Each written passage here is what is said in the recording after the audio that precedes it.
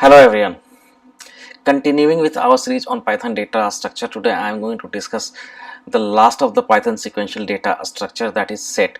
The other two sequential data structure in Python being list and tuples, about which I have already created a video. I will share the link of the playlist into the description box. You can go and check them out. So what are sets? Sets are unordered collection of distinct elements. What does it mean? I will explain it to you in a minute, but first let me define a set. So we can define a set using curly braces here. Again, second way is that I can define a set using a set constructor, something like this. And the third way is we can again still using the set constructor, but this time something like this. And now let us start printing. S1 is type S1. Let me copy the whole stuff, paste it 2 times. S3, I'm making it S3. This is also S3. This is going to be S2, and this is also S2. File saved. Let me run the program. Python sets.py. Here you see S1, S2, S3 all are sets. So this is the way we define a set. How can we define a set with a single element? Very easy. If I go here and say something like this, and let me paste it again S4, and let's make it S4. So I have inside the curly braces I have put a single element, although you can use constructors as well, but okay, just to keep the video short, I am using it only one method here. S4 is also a class set. Next is that how can we define an empty set? S5 is equal to curly braces. It should be a set. Let us try to print it out. Let's make it S5. I am going to make it also S5 here. Yeah, clear. Here you see S1 till S4 they are class set, but S5 it is showing me class dict. So there is something wrong that I have done. What it could be? What did I do wrong? It turns out that this line is going to, let me copy it from here and paste this whole line up to here. Here, this will create an empty dictionary. If I have to create an empty set, so I have to use the set constructor. Print S6 is type S6. Clear. Now you see S5 is class dict, but S6 is now class set. So this is the way we declare an empty set. Next I am going to discuss what are the differences and the similarities between a list, tuple and a set. But before that, there are certain things I would like to highlight here. Yeah, now I am going to print the set S1 because elements are almost same, so I am going to print just one S1. So let me copy the whole set once again from here and put it something like something here. Let me put it here.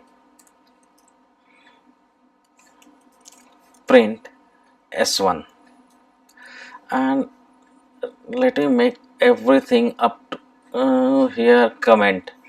So I am going to make everything comment at the top. So let us see. Now I am going to print set S1. Clear. What I am getting out in the output here is that 1, 2, 3 SimpleEasyPython. 1 I have used in the set 2 times, but it is appearing just 1 time.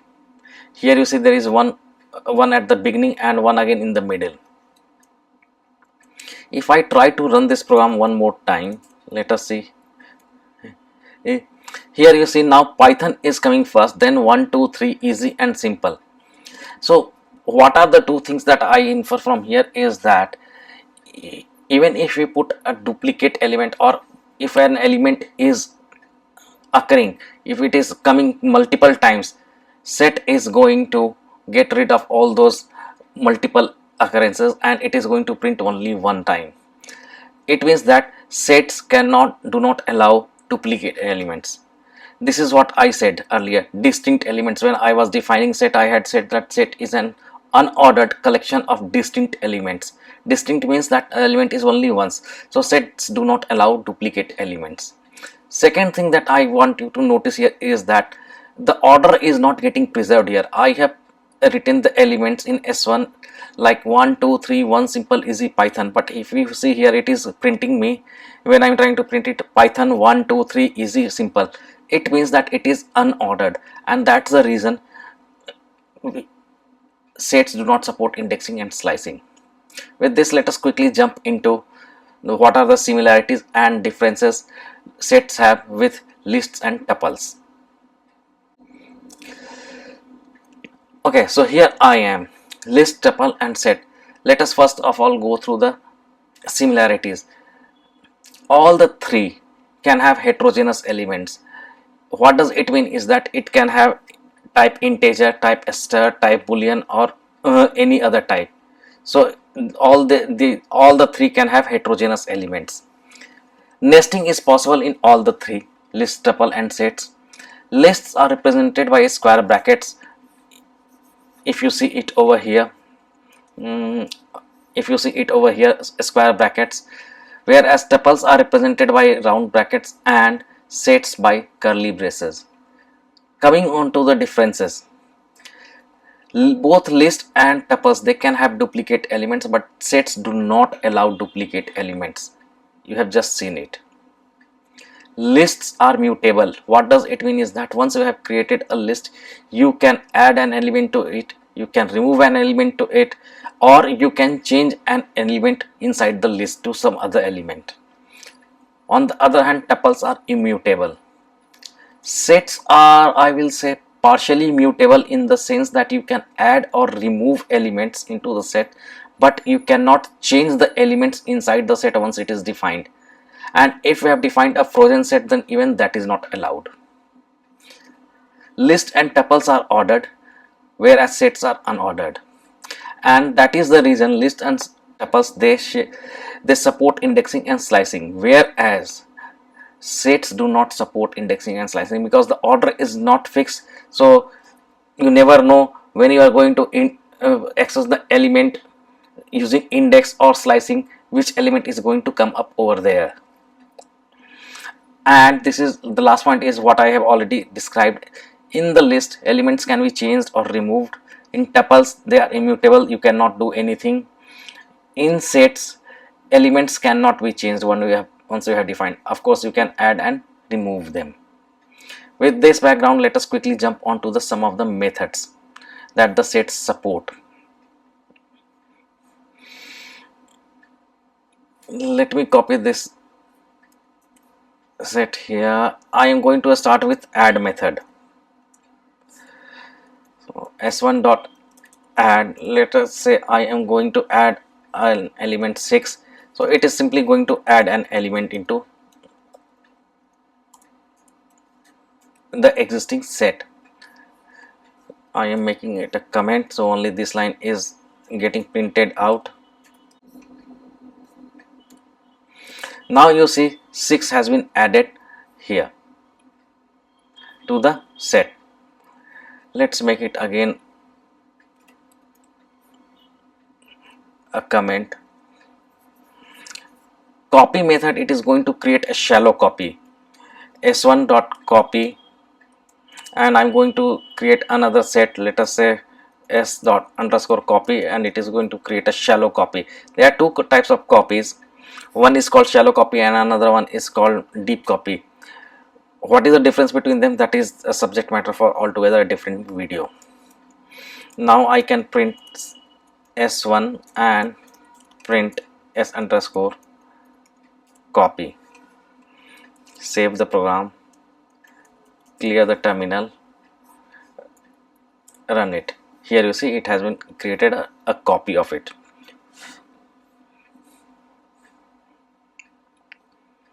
Let's make everything a comment. Moving on to the next one is discard method. Discard method is that it is going to remove an element if it is present in the set, and it will not raise any error if it is not there in the set. So let me bring down this set again here so that it is within our sight. S1 dot discard, let us say I am going to discard 3 and then print S1 and clear. Now 3 is gone from this set, there is no 3. What if I make it, let us say 30? You see 30 is not into our set that I have defined. Let us see what does it do. It does not raise any error, it simply returns me the set here. So this is it. Let's make it a comment. The next in line is pop method. Pop method is going to remove an element, or better I should say any element from the set, an arbitrary element from the set, and it is going to return it. So s1 dot pop, it does not accept any argument, and I can simply assign it to some other variable and we can print that. Now I'm going to print both s1 and print s1 underscore pop. As usual, clear the terminal and run it. So it has removed one element, that is Python, and it has stored Python into this s.pop. If I try to run this program again, this time maybe it can remove some other element as well. Here you see this time it has removed one, and one has been stored in s underscore pop. So this is our pop method.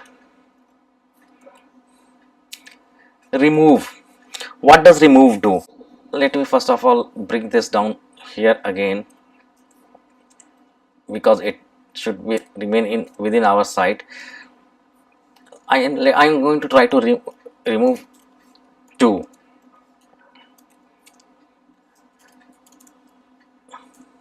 Now there is no 2 in this set.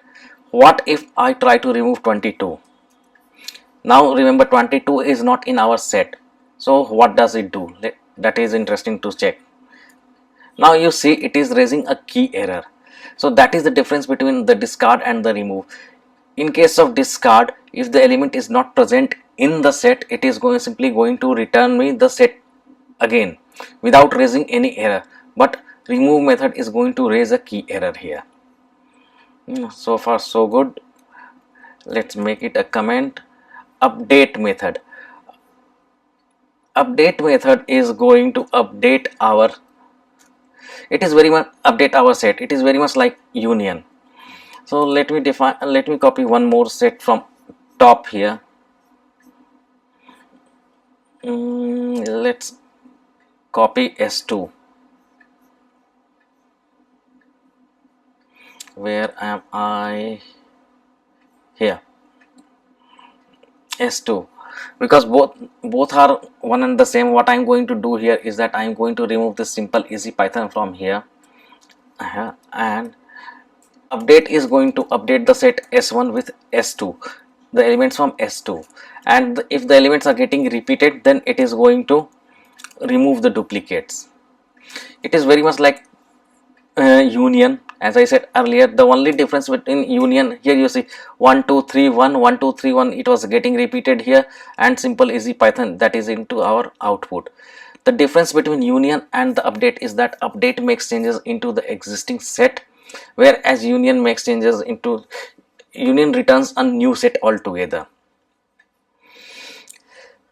Clear method, it is going to clear all the elements from the list, set.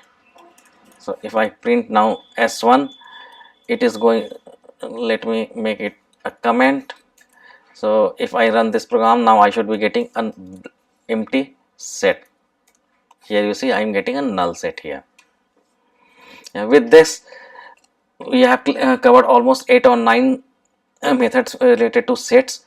In the next video that I will be releasing on 19th of July, I am going to cover a few more methods from set side, which are union, intersection, difference, symmetric difference, and difference update and intersection update.